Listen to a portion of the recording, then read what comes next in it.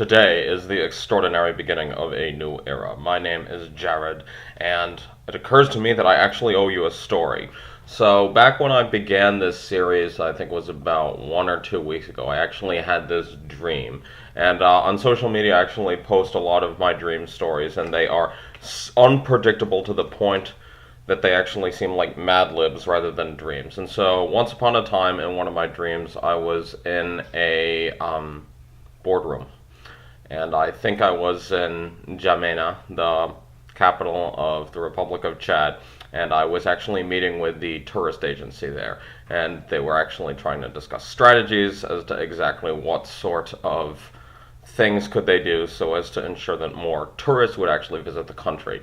And my recommendation was to actually change the name of the country from Chad to ChadChad because it sounded cooler. And I got shown the door, thrown out of the building, and that's all I can remember from the dream. Okay, so I'm gonna go ahead and continue with this. Test. I have no idea what the word test means. If anyone would like to actually help me with that, go ahead and let me know. Prepositions. Now, finally, something I like. Okay. Prepositions are used with definite and indefinite nouns to express location or direction. The following are the most common prepositions in ChadChad Arabic. The English glosses do not always apply. Prepositions are very often used in idiomatic fashion and cannot be translated out of context. So, fi.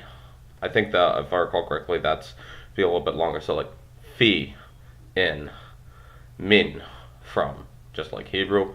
Le, to, ma. What's that? I'm gonna have to get a little bit. Okay, start over.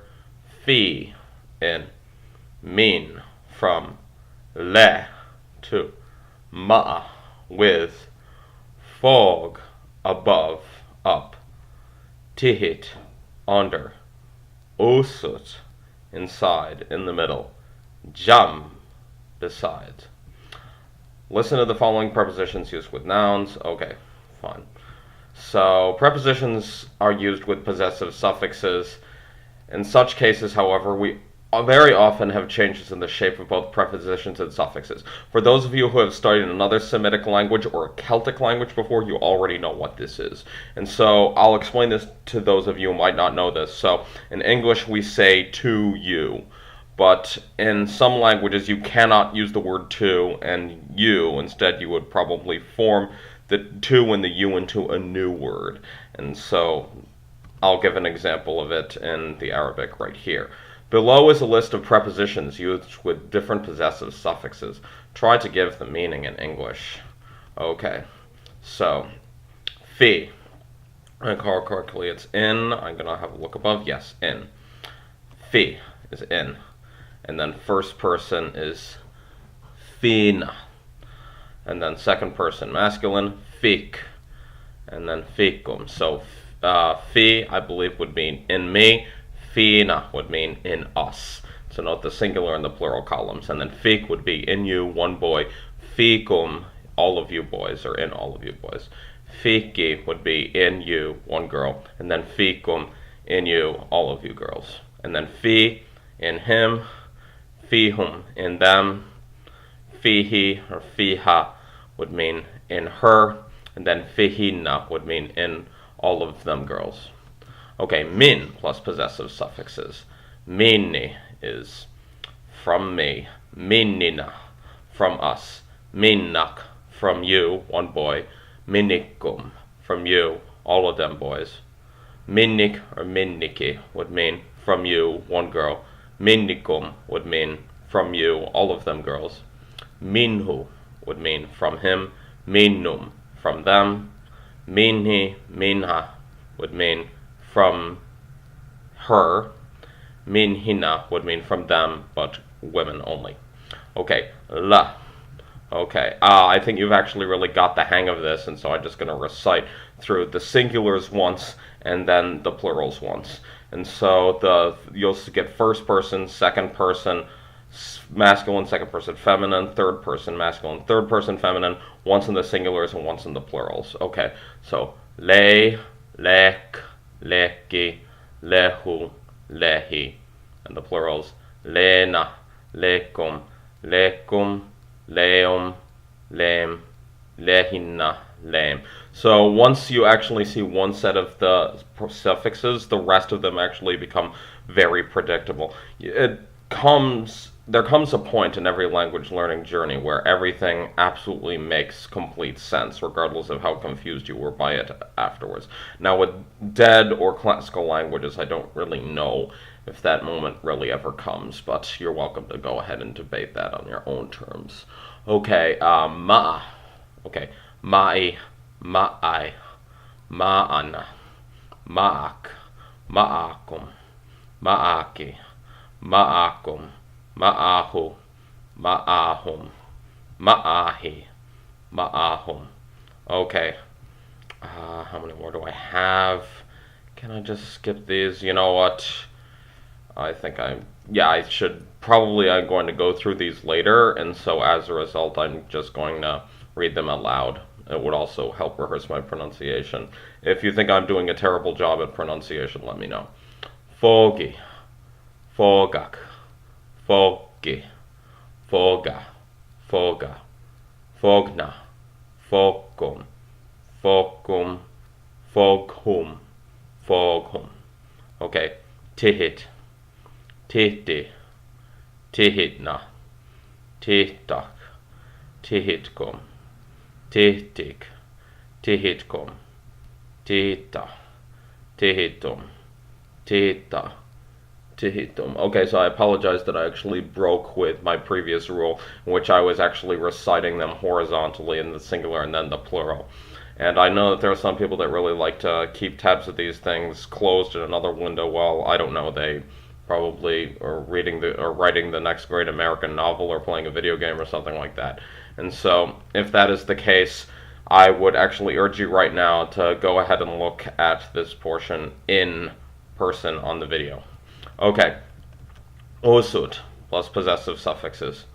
Usti, ustak, usutki, usta, usta, usutna, usutkum, usutkum, usutkum, usutum. Okay, I mixed up one usuthum versus usutkum. So usutkum would mean the kum is you, all of you, regardless of gender. And then whom would be all of them, regardless of gender. Okay, and then the last one, and then we can do exciting things with our lives. Jambi, jambak, jambik, jamba, jamba, jambina, jambakum, jambakum, jambahum, jambahum. Okay, now demonstrative pronouns. Demonstrative pronouns in Chad Arabic are distinguished according to number and gender. This is unlike the English demonstrative pronouns, which are distinguished according to number only. So this is more similar to the Spanish system, in case you're familiar with that.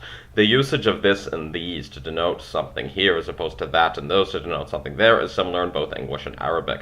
Following are the Arabic forms. Da, di. So da is for masculine, di is for feminine. And then dol would be this for plural, and then del would be this, these for plural. So da is this, di is this. The first one is masculine, the second one is feminine. Dol and del both mean these, but dol is these for masculine and del is these for feminine. Moving on, dak, dik. And so dak is that for masculine, dik is that for feminine. And then dolak would mean those for masculine. And then delak would mean those for feminine. Listen to the following English sentences. No. Okay.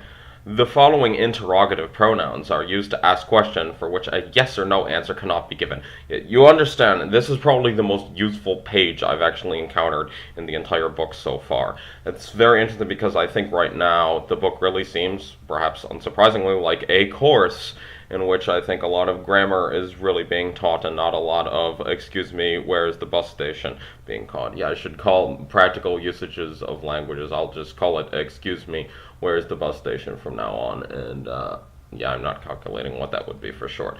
But you can make it a thing if you want. Okay. Soon is that? I think that's shunu actually, unless that's a how do I put it? A little thing there. Um, I'm not certain if that's sunu or shunu. Sunu, what? Yatu, whom or who? When, where? Mata is when. When and then wenu would mean which, and then kif and then kikef would mean how.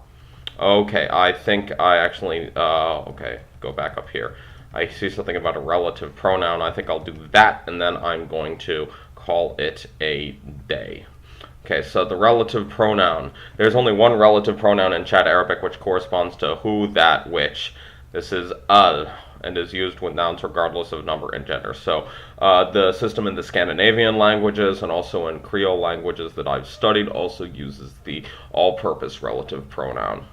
I think another language I must have done in one of my other playlists also had that as well. The boy who is my brother. Al-Uled al-Ujoy. The boy who is my brother. Al-Kursi al-Ahmar. The chair which is red. Arajul alja. The man who came. Notice that both the definite article and the relative pronoun have the same form, al. Okay, so reflections. I'm not gonna lie, I am rusty. I am fairly confused. Obviously, I'm piecing a lot of things together. Right now, I think there are a lot of grammatical concepts that I will need to learn, and then hopefully the rest of the book I'll actually really learn to actually start speaking. And boy, that will be a glorious day, and I'm looking forward to it. Until then, this is Jared letting you know that sometimes you will have to wait for things. You might have to wait for things a long time. But if you keep on working at it, the waiting time is always made less. Have a good one. See you next time.